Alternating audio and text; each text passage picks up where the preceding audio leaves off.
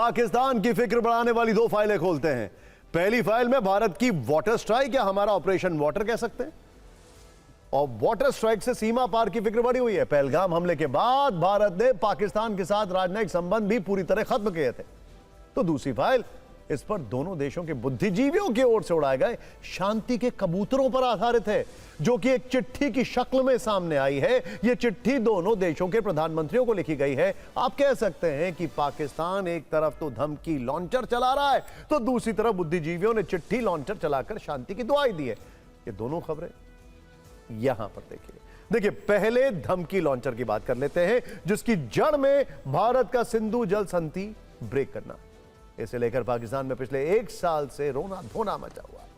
पानी वाली यह तड़प ऐसी है कि पाकिस्तान हर अंतर्राष्ट्रीय मंच पर जाकर घड़ियाली आंसू बहा रहा है। वैसे आपको एक बात बताते हैं, पाकिस्तान अपना एयर स्पेस हमारे एयरक्राफ्ट को नहीं देता है।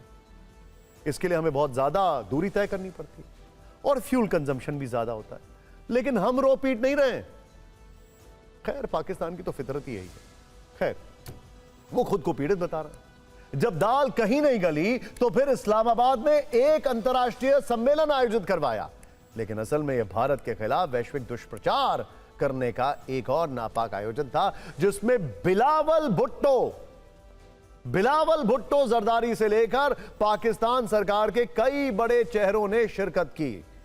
मतलब पहला ही नाम ऐसा है जिसको पाकिस्तान में कोई सीरियसली नहीं लेता है। खैर, पानी रोकने के भारत के फैसले पर धमकियां देना शुरू कर दिया इन लोगों ने।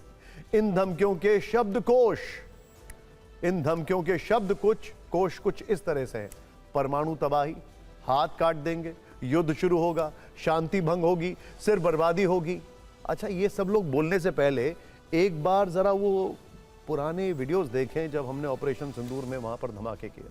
खैर, बिलावल भुट्टो जरदारी सबसे ज्यादा हवा में उड़ते नजर आए, बट ऑफ कोर्स इशारों में पाकिस्तान के परमाणु हथियारों की रौब दिखाने लगे। ये भी भूल गए कि जब ऑपरेशन सिंदूर हुआ था तब भारत की ब्रह्मोस मिसाइल के हमलों से सबसे अधिक खौफजदा वही थे। पाकिस्तान में डर के मारे सबसे पहले कोई बड़ा परिवार विदेश भागा था तो वो बिलावल का परिवार था। बिलावल को ऐसी बहकी बातें करने से पहले एक साल पुराना इतिहास याद करना चाहिए। खैर, धमकियां देने वाली इस लिस्ट में और भी नाम शामिल हैं। कोई जंग शुरू होने की धमकी दे रहा है, कोई हाथ काट देने की धमकी दे रहा है। और ये वो पाकिस्तान है जो 1965 की जंग से लेकर 1971 और करगिल वॉर में मिली करारी हार से अब तक नहीं उबर पाया है। पाकिस्तान ये शिकस्त इसलिए भूल गया क्योंकि इन जंगों में पाकिस्तान को परास्त करने के बाद भी भारत ने पाकिस्तान के हिस्से का पानी नहीं रोका था। भारत ने तब आतंकवादी हमलों पर कड़ी लाइन नहीं ली थी कि खून और पानी साथ साथ नहीं बह सकते, लेकिन जब पाकिस्तान ने पहलगाम में पाप किया तब जवाब में भारत ने न सिर्फ ऑपरेशन सिंदूर किया, पाकिस्तान को पानी की एक एक बूंद के लिए तरसने का प्लान भी बना लिया। भारत ने पाकिस्तान के साथ सभी तरह के कूटनीतिक चैनल को बंद करते हुए 66 साल पुराने सिंधु जल संधि को सस्पेंड कर दिया। पाकिस्तान तभी से प्यासा है, उसका गला सूख रहा है और सूखे गले से वो अनाप शनाप धमकियां दे रहा है। एक बार सुनते हैं पाकिस्तान का ये बड़बोलापन, फिर बिलावल को परमाणु शक्ति वाली ताकत का एहसास भी करवाएंगे।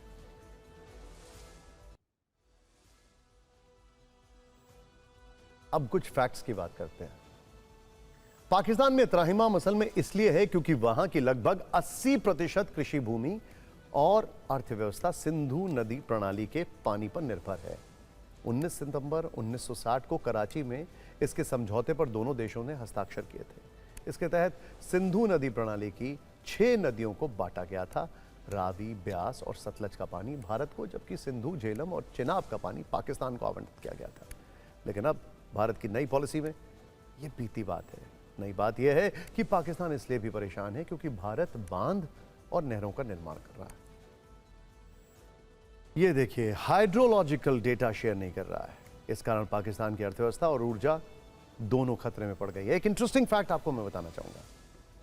पाकिस्तान का एक परसेप्शन था और वो परसेप्शन ये था कि भारत टफ स्टैंड नहीं ले सकता है। सर्जिकल स्ट्राइक के बाद उसको थोड़ा थोड़ा समझ में आया, लेकिन ये जो अब हुआ है इसके बाद उसको अच्छी तरीके से समझ में आ चुका है कि भारत बहुत टफ स्टैंड ले सकता है। पाकिस्तान के सिंध और बलूचिस्तान से प्रांतों में गंभीर जल संकट की स्थिति है। करीब 1/3 आबादी इस वाटर क्राइसिस से बुरी तरह प्रभावित है। सिंध के नॉर्थ वेस्ट कनाल में 64% पानी की कमी हो गई है। इसके अलावा राइस कनाल में 38% और दादू कनाल में 82% पानी की कमी हो गई है। जबकि सूकुर बराज का जल स्तर लगातार घट रहा है। ऊपर से जो समझौता वर्ल्ड बैंक की निगरानी में हुआ था, अब उसी वर्ल्ड बैंक ने भारत के संधि को स्थगित करने के फैसले से खुद को अलग कर लिया है। वर्ल्ड बैंक के अध्यक्ष अजय बांगा ये पहले ही कह चुके हैं कि इस मामले में वर्ल्ड बैंक की भूमिका एक मध्यस्थ से ज्यादा कुछ नहीं है। वो भारत पर किसी तरह का दबाव बनाने के लिए बाध्य नहीं है और यूएन सिक्योरिटी काउंसिल में भी नापाक नाटक काम नहीं कर रहा है। कुल मिलाकर पाकिस्तान का ये सिंधु वाला विलाप कोई सुनने को तैयार नहीं है। इधर भारत के पास भौगोलिक रूप से यह ताकत है कि वो कब पानी रोके और कब उसकी दिशा को बदल दे। भारत को मिले इस कंट्रोल से भी पाकिस्तान का जो शासन है वो भयभीत है, घबराया हुआ है। रही बात बिलावल भुट्टो के परमाणु हमले की धमकी की, तो मुझे वो शेख राशिद का बयान याद आ रहा है, 2.5 किलो, 1.25 किलो, 3 किलो, 4 किलो के हमारे पास बम हैं। खैर, आपको यह बता दें कि भारत की एक्सक्यूज मी वाटर स्ट्राइक पर न्यूक्लियर बम चलाने की धमकी देने वाले बिलावल को यह नई तुलना आंख खोलकर देखनी चाहिए। कुछ फैक्ट्स हैं। हाल ही में जो सीपरी की रिपोर्ट आई थी उसका अध्ययन कर लेना चाहिए इनको। सीपरी की वर्ष 2026 यानी अभी इस साल की रिपोर्ट कहती है कि भारत ने परमाणु हथियारों की संख्या और तैनाती में पाकिस्तान पर बढ़त बना ली है। पाकिस्तान के पास न्यूक्लियर हथियार सिर्फ 170 हैं, जबकि भारत के पास अब कुल 190 परमाणु वॉरहेड हैं, जो पिछले साल के 180 के मुकाबले 10 अधिक हैं। वहीं भारत में पहली बार ऑपरेशनल मोड में 12 वॉरहेड की तैनाती भी की गई है। सरल शब्दों में कहें तो 12 न्यूक्लियर मिसाइल हमेशा से तैयार हैं, जो चंद सेकंड के भीतर ही लॉन्च होने के लिए और दुश्मन देश को तबाही मचाने के लिए तैयार बैठी है। रक्षा विशेषज्ञों का मानना है कि इससे भारत की सेकंड स्ट्राइक क्षमता यानी परमाणु हमले के बाद मुंहतोड़ जवाब देने की शक्ति पहले से ज्यादा मजबूत हुई है। तो बिलावल को और पूरे पाकिस्तान को आज हमारी एक अच्छी सी सलाह है कि वो बहके नहीं, होश में आ जाएं। खैर, अब आते हैं दोनों देशों में बुद्धिजीवियों की ओर से चलाए गए चिट्ठी लॉन्चर पर। भारत पाकिस्तान के 117 प्रबुद्ध लोगों ने दोनों देशों के प्रधानमंत्रियों को चिट्ठी लिखी है। चिट्ठी में दोनों देशों के बीच फिर से बातचीत शुरू करने की मांग की गई, संबंध बेहतर करने की अपील की गई। चिट्ठी में दोनों देशों में फिर से उच्चायुक्त तैनात करने की मांग की गई। भारत की ओर से चिट्ठी लिखने वालों में महबूबा मुफ्ती, फारूक अब्दुल्ला, आरजेडी नेता मनोज झा, मणिशंकर अय्यर, बंगाल से हुमायूं कबीर और पूर्व रॉ चीफ एएस दौलत जैसे 61 लोग शामिल हैं। तो वहीं पाकिस्तान की तरफ से पूर्व विदेश मंत्री खुर्शीद महमूद कसूरी समेत 56 लोग हैं जो चाहते हैं कि तनाव खत्म हो, जम्मू कश्मीर पर बात हो, विवादित मुद्दों पर चर्चा हो, हाई कमिश्नर फिर से नियुक्त किए जाएं, एयर स्पेस खोले जाएं, द्विपक्षीय सीरीज हो, फिर से दोनों ओर से कारोबार हो, आपस में सांस्कृतिक संबंध सुधरें, अटारी वाघा बॉर्डर खुले। हालांकि जमीनी हकीकत यह है कि अब यह तभी संभव होगा जब पाकिस्तान अपना चरित्र बदले और चिट्ठी में ये बातें भी शामिल की जाएं। पाकिस्तान की तरफ से आतंकी हमले बंद हो, पाकिस्तान आतंक को स्पॉन्सर करना बंद करे, पहलगाम जैसे आतंकी हमले दोबारा ना हो, मुंबई से पहलगाम हमले तक के दोषियों को सजा हो, पाकिस्तान में छिपे भारत के मोस्ट वांटेड सौंपे जाएं।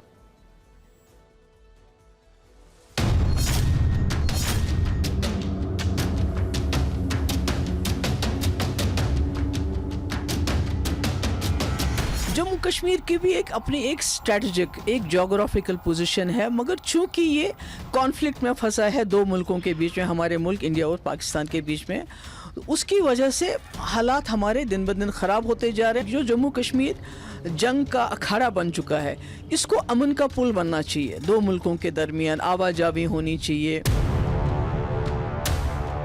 2 महीने से पूरे पीओके के अंदर राशन, पानी, बिजली और दवाइयां सब सप्लाई ठप कर दी गई है। हाहाकार मचा हुआ है। महबूबा मुफ्ती साहिबा पीओके के हालात के ऊपर चिट्ठी क्यों नहीं लिख रही? People to people content, music, literature, cartoon, ये जो एक पार्टीशन के वक्त से जो चीज थी, उसको अगर हम थोड़ा ईज करें, बहाल करें, इसकी हमने उम्मीद की है दोनों सदर से। ये पाकिस्तान की जो तर्जुमानी बार बार करते हैं ये इनको महंगा पड़ेगा और इस वक्त इसकी कोई डिमांड नहीं होनी चाहिए, न ही इनका डोमेन है, न ही इनका अधिकार क्षेत्र है। ये भारत सरकार का है और संवैधानिक संस्थाओं का है। बड़ी अच्छी बात है अगर हिंदुस्तान पाकिस्तान के दरमियान ताल्लुकात ठीक हो जाते हैं। जम्मू कश्मीर तो बिगेस्ट बेनिफिशियरी है, जम्मू कश्मीर के लोग उसका बिगेस्ट बेनिफिशियरी है।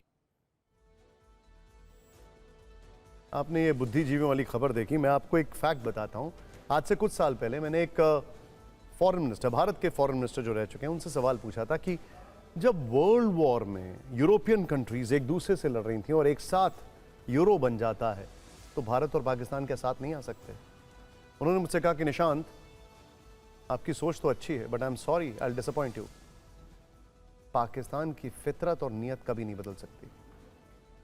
खैर, पूर्व प्रधानमंत्री अटल बिहारी वाजपेयी ने वर्ष 2003 में संसद में भारत पाक रिश्तों पर बहस के दौरान कहा था, हम मित्र बदल सकते हैं लेकिन पड़ोसी नहीं। आज पाकिस्तान को देखकर यह बात और भी कड़वी सच्चाई की तरह सामने आती है। भारत के सामने समस्या सिर्फ एक पड़ोसी देश की नहीं है, बल्कि ऐसे पड़ोसी की है जिसकी सत्ता, सेना और आतंक के बीच की दूरी कभी साफ नहीं रही है। एक तरफ बातचीत की भाषा, दूसरी तरफ आतंकियों को पनाह, एक तरफ शांति के बयान, दूसरी तरफ जम्मू कश्मीर पर झूठ का अंतर्राष्ट्रीय अभियान, और जब तर्क खत्म हो जाते हैं तो परमाणु धमकियां शुरू हो जाती हैं। मुनीर की सेना हो, शाहबाज की सरकार हो, हाफिज सईद हो या मसूद अजहर हो या दाऊद इब्राहिम हो, चेहरे अलग हैं लेकिन भारत विरोध की फैक्ट्री वही है।